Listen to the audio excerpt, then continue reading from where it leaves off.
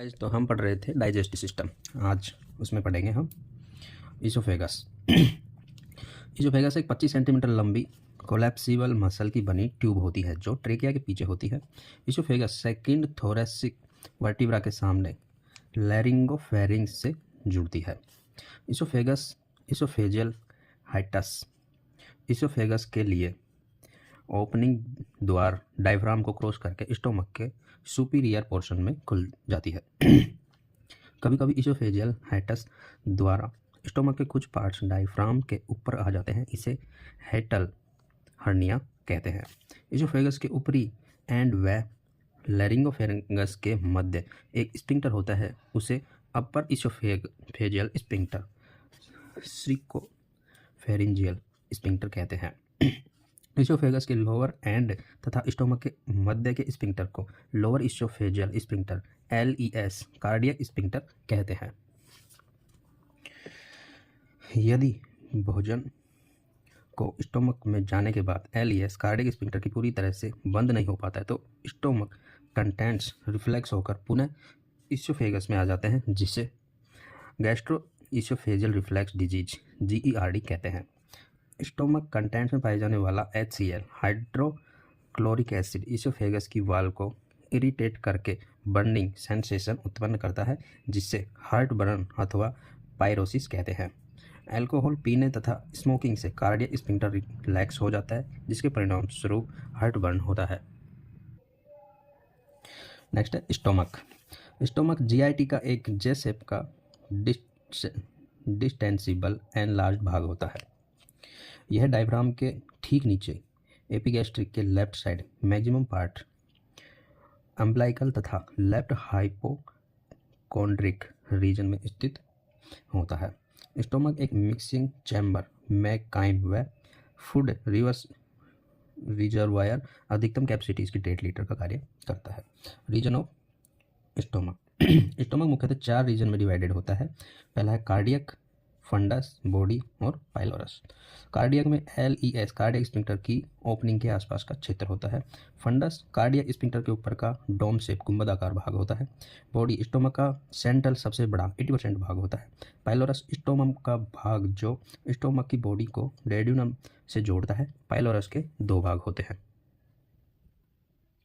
जिसमें पहला है पाइलोरिक एट्रम जो स्टोमक की बॉडी से जुड़ा होता है। दूसरा है पाइलोरिक कैनाल जो ड्यूडेनम में खुलता है। स्टोमक तथा ड्यूडेनम के मध्य के स्पिंक्टर को पाइलोरी स्पिंक्टर कहते हैं। पाइलोरिक स्पिंक्टर के संकृपण नैरोइंग होने को पाइलोरिक स्टेनोसिस कहते हैं।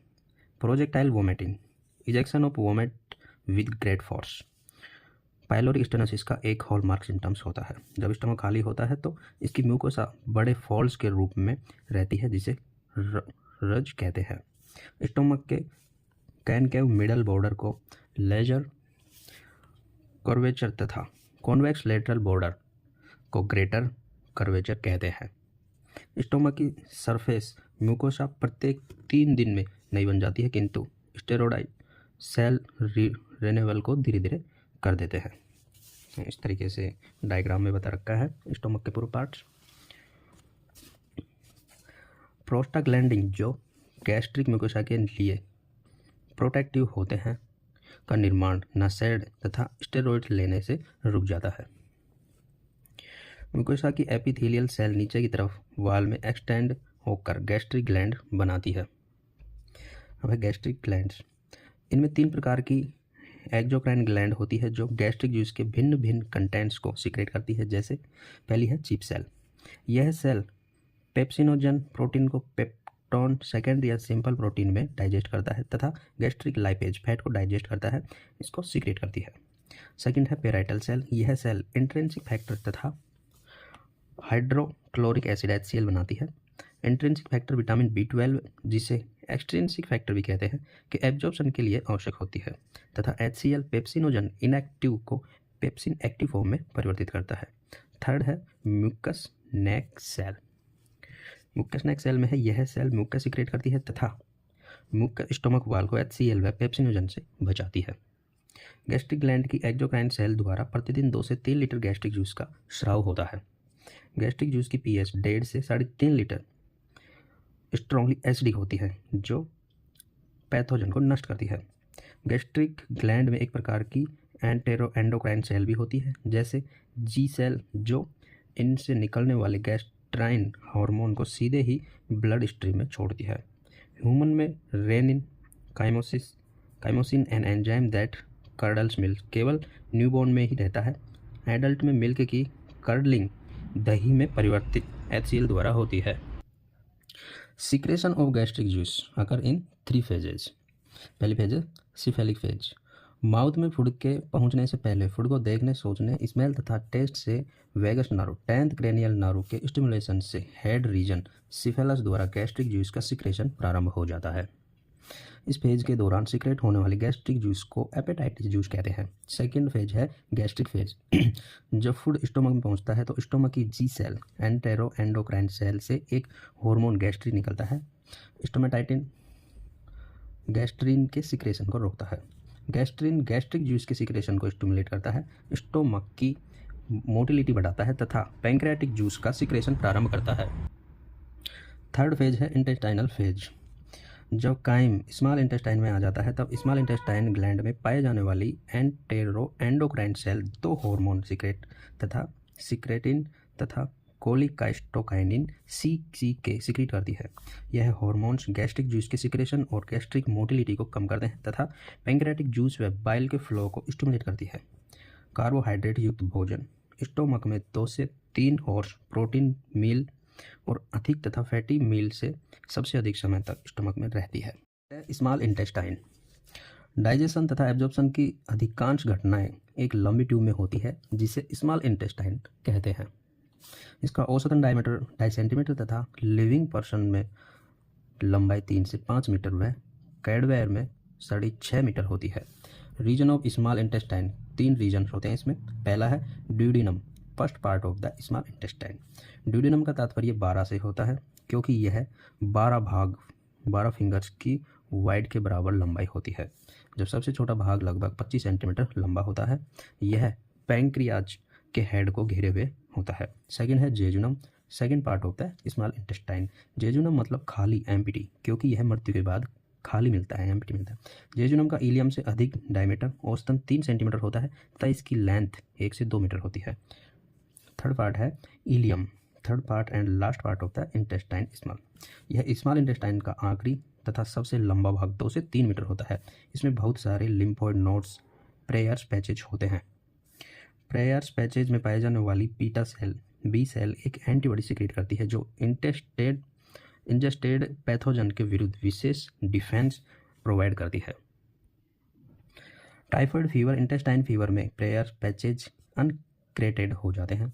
यह इलियोसेल वाल्व स्पिंक्टर द्वारा लार्ज इंटेस्टाइन के पहले पार्ट सिकम से जुड़ जाता है। इलियोसिकल वाल्व इलियम से सिकम में मटेरियल के फ्लो को नियंत्रित करता है तथा रेगर्जिटेशन को रोकता है। स्मॉल इंटेस्टाइन की म्यूकोसा 1 mm लंबे फिंगर जैसे उभार बनाती है जिसे विलाई कहते हैं। विलाई पर पाए जाने वाली सिंपल कोलुमनार एपिथेलियम सेल पर 1 माइक्रो लंबे माइक्रोविलाई सेल मेम्ब्रेन के फ्री सरफेस पर माइक्रोस्कोफोल्ड होते हैं। विलाई तथा माइक्रोविलाई डाइजेशन तथा एब्जॉर्प्शन के लिए इंटेस्टाइन का सरफेस एरिया बढ़ाती है। इंटेस्टाइनल ग्लैंड और crypts of Lieberkuhn. Intestinal glands columnar epithelium द्वारा लाइंड सिंपल ट्यूबुलर ग्लैंड होती है। यह ग्लैंड्स कुछ स्पेशलाइज्ड सेल जैसे absorption cell, goblet cell, paneth cell, हैम सेल और एंटेरोएंडोक्राइन सेल से बनी होती है। एब्जॉर्प्टिव सेल डाइजेस्टिव एंजाइम को, गोबलेट सेल म्यूकस को, पेनेट सेल लाइसोजाइम को तथा डेड्यूनम में पाई जाने वाली 2 प्रकार की enteroendocrine cell S cell and CCK cell secretin व कोलिसाइटोकाइनिन को बनाती है। कोलिसाइटोकाइनिन CCK को पैंक्रियोजाइम भी कहते हैं। सिक्रेटिन, कोलिसाइटोकाइनिन तथा गैस्ट्रिन को क्लासिकल गट ट्राइड हार्मोन भी कहते हैं। डेड्यूनल में पाई जाने वाली Brunner gland, duodenal gland alkaline mucus को सिक्रेट करती है जो स्टोमक से डेड्यूनम में प्रवेश करने वाले फूड के हाइड्रोक्लोरिक एसिड को न्यूट्रलाइज करती है। इंटेस्टाइनल जूस और ससेस एंट्रिकस। इंटेस्टाइनल ग्लैंड की सेल में सिक्रेट होने वाली जूस को इंटेस्टाइनल जूस सक्सेस एंट्रिकस कहते हैं। यह एक एल्कलाइन सिक्रेशन होता है जिसमें डाइसैकेराइड्स के डाइजेशन के लिए पेप्टिडास व कई एंजाइम होते हैं। इसकी वॉल्यूम होती है 1 से 2 लीटर पर डे। इसका पीएच होता है 7.8 से 8.3। इसका कंपोजिशन है इंटेस्टाइनल जूस में वाटर, म्यूकस, मिनरल साल्ट्स तथा कुछ डाइजेस्टिव एंजाइम होते हैं जैसे एंटेरोकाइनेस, एंटेरोपेप्टाइडस। यह ट्रिप्सिनोजन को ट्रिप्सिन तथा काइमोट्रिप्सिनोजन को काइमोट्रिप्सिन में एक्टिव करता है। यह एंजाइम डेडुनल म्यूकोसा से सीक्रेट होता है। ब्रूस बॉर्डर एंजाइम जैसे सक्रेज, सुक्रोज तथा कैनल शुगर को ग्लूकोज व फ्रुक्टोज में बदलता है। माल्टोज को ग्लूकोज या डेक्सट्रोज में बदलता है तथा लैक्टोज को ग्लूकोज व ग्लैक्टोज में बदलता है। ब्रूस बॉर्डर एंजाइम विलाई और माइक्रोविलाई ब्रूस बॉर्डर सेल द्वारा बनते हैं। लैक्टोज एंजाइम की कमी से lactose intolerance, lactose deficiency syndrome हो जाता है। Absorption in small intestine. Simple digested nutrients glucose, fructose, glucose, amino acid, fatty acid या ग्लिसरॉल का जीआईटी से ब्लड अथवा लिम्फ में आना एब्जॉर्प्शन कहलाता है। एब्जॉर्प्शन डिफ्यूजन, ऑस्मोसिस तथा एक्टिव ट्रांसपोर्ट द्वारा होता है। लगभग 90 से 95% न्यूट्रिएंट्स का एब्जॉर्प्शन स्मॉल इंटेस्टाइन में तथा अन्य 10% का स्टोमक व लार्ज इंटेस्टाइन में होता है। स्मॉल इंटेस्टाइन की एक्टिव ट्रांसपोर्ट और डिफ्यूजन से एब्जॉर्ब करने की क्षमता 120 ग्राम प्रति हावर होती है। अधिकतर विटामिन सिंपल डिफ्यूजन द्वारा एब्जॉर्ब होती है। विटामिन B12 इंट्रिंसिक फैक्टर से जुड़कर इलियम में एब्जॉर्ब होता है। प्रतिदिन स्मॉल इंटेस्टाइन में 9.6 लीटर फ्लूइड प्रवेश करता है। 2.6 लीटर इंटेस्टाइन इंजेक्शन द्वारा व 7 लीटर जीआईटी के सिक्रेशन द्वारा, जिसमें से 8.6 लीटर स्मॉल इंटेस्टाइन में तथा 0.9 लीटर लार्ज इंटेस्टाइन में एब्जॉर्ब हो जाता है। वैसे 0.1 लीटर फीसेस द्वारा बाहर निकल जाता है। नेक्स्ट है large intestine. Large intestine GIT का टर्मिनल पोर्शन होता है जो इलियम लार्ज इंटेस्टाइन का प्रथम भाग से एनस तक होता है। यह भाग 1.5 लीटर 5 फीट लंबा तथा 6.5 सेंटीमीटर डायमीटर होता है। Region of large intestine. 4 region में विभाजित किया गया है लार्ज इंटेस्टाइन को। पहला है caecum means blindness. Ileocaecal valve के नीचे एक 6 सेंटीमीटर लंबे ब्लाइंड पाउच को सीकम कहते हैं। सीकम के नीचे 12 सेंटीमीटर लंबी घूमी हुई कोलॉइड ट्यूब होती है जिससे वर्मीफॉर्म अपेंडिक्स कहते हैं, जो लिम्फोइड टिश्यू से बनी होती है। वर्मीफॉर्म अपेंडिक्स सीकम के लोअर एंड से जुड़ी होती है तथा राइट इलियक फोसा में स्थित होती है। सेकंड भाग है असेंडिंग कॉलम। इलियोसिकल वाल्व के ऊपर का हिस्सा असेंडिंग कॉलम कहलाता है। यह कॉलन के ऊपर की तरफ लीवर के लेवल पर जाकर एकदम रेप्टाइल लेफ्ट में घूमकर राइट कोलिक हेर्पेटिक फ्लेक्सस का निर्माण करता है। इस टर्म के बाद असेंडिंग कॉलन ट्रांसवर्स कॉलन बन जाता है। थर्ड है ट्रांसवर्स कॉलन। यह कॉलन का एक लूप है जो एब्डोमिनल कैविटी के आर पार होता है। स्प्लीन के नीचे जाकर यह पुनः एकदम नीचे की ओर मुड़ जाता है जिसे लेफ्ट कोलिक स्प्लीनिक फ्लेक्सस कहते हैं। फोर्थ भाग है इसका डिसेंडिंग कॉलन। कॉलन का डाउनवर्ड एक्सटेंशन डिसेंडिंग कॉलन कहलाता है। पेल्विस के डिसेंडिंग कॉलन के एस शेप्ड कर्व को सिग्मोइड कॉलन कहते हैं। अब इसका रेक्टम देखेंगे। जीआईटी का सैक्रम तथा कोकेक्सियल के सामान्य 16 से 12 सेंटीमीटर का अधिकतम भाग अंतिम भाग रेक्टम कहलाता है। रेक्टम का 2 से 3 सेंटीमीटर टर्मिनल भाग एनल कैनाल कहलाता है। एनल कैनाल के ओपनिंग को एनस कहते हैं जिसमें स्ट्रेटिफाइड एक्वस एपिथेलियम होता है। एनस 2 स्पिंक्टर द्वारा गार्डेड होता है। एक इंटरनल एनल स्पिंक्टर इनवॉलंटरी प्रकृति का होता है तथा दूसरा एक्सटर्नल स्पिंक्टर यह वॉलंटरी प्रकृति का होता है। इंटेस्टाइनल एनल स्पिंक्टर जो फीकल मैटर को आगे की तरफ गुजरने पर नियंत्रित करता है, उसको छोड़कर जीआईटी के अन्य सभी इनवॉलंटरी स्पिंक्टर मटेरियल के पीछे की तरफ आने बैकवर्ड रिफ्लेक्स से रोकने के लिए बने होते हैं। लार्ज इंटेस्टाइन की वाल्व की म्यूकोसा में कोई विलाई तथा माइक्रोविलाई नहीं होती। लार्ज इंटेस्टाइन की लॉन्जिट्यूडिनल मसल आपस में जुड़कर 3 लॉन्जिट्यूडिनल बैंड बनाती है जिन्हें टेनिल कोली कहते हैं।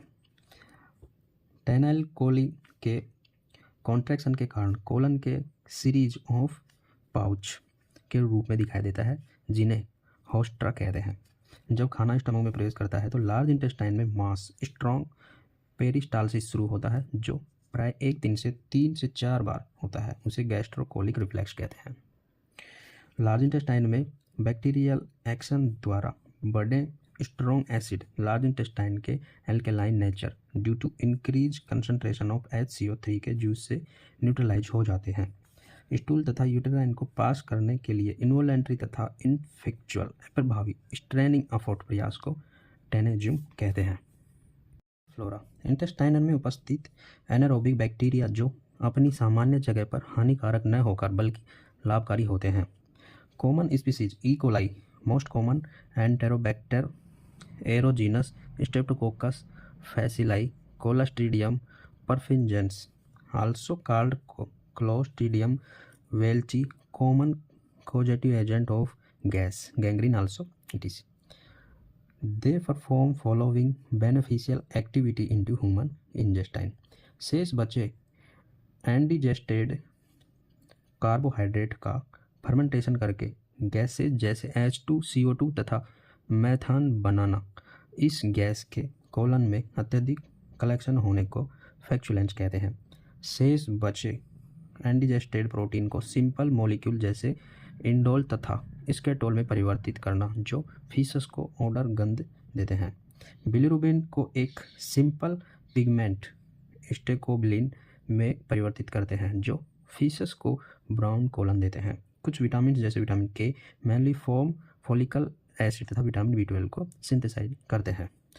तो गाइज आज हमने देख लिया स्टोमक, इसोफेगस और small intestine and large intestine. Next पढ़ेंगे हम पेंक्रियाज एंड उसके अदर भाग। Thank you guys watching for video. Channel को सब्सक्राइब करो एंड सपोर्ट करो। Thank you guys.